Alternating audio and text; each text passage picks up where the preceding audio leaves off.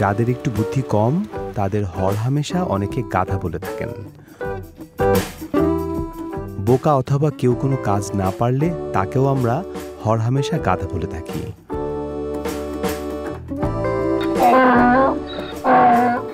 বোকা অর্থেও গাধা শব্দটি ব্যবহার করা হয়।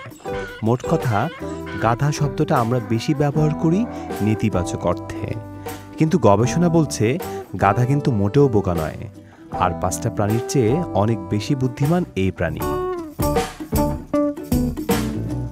গাধার রয়েছে অবিশ্বাস্য স্মৃতিশক্তি। 25 বছর আগে দেখা এলাকা, এমনকি বহু বছর আগে দেখা গাধাদের তারা সহজেই চিনতে পারে।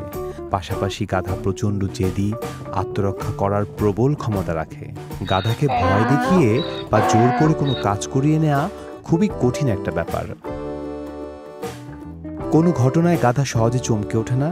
এরা প্রখর কৌতূহলী। গাধার চিন্তাধারা ঘোড়ার থেকেও স্বাধীন। একটি গাধা মরু পরিবেশে 60 মাইল দূরে থেকে অন্য গাধার সঙ্গে যোগাযোগ রাখতে পারে। ঘোড়ার থেকে তাদের আছে অনেক বড় কান, যা তাদের শরীর শীতল রাখে। গাধা নেকড়ে, বাঘ বা অন্য বন্য জন্তুদের হাত থেকে বাকি পশুদের রক্ষা করে বিশেষ এক ধরনের সংকেত দিয়ে। এরা গবাদি পশু, ভেড়া এবং ছাগলকেও পাহারা দেয়।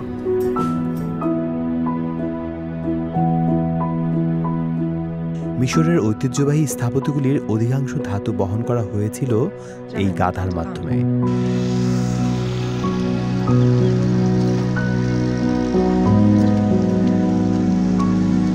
গ্রিসে সংকীর্ণ পথের ওপর কাজ করার জন্য গাধা ব্যবহার করা হয়।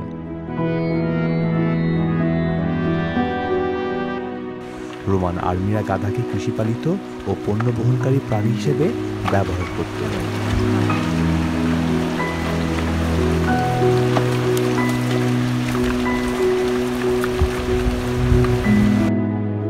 ভারতের রাজস্থান ও জয়পুরের অন্যতম বাহন গাধা।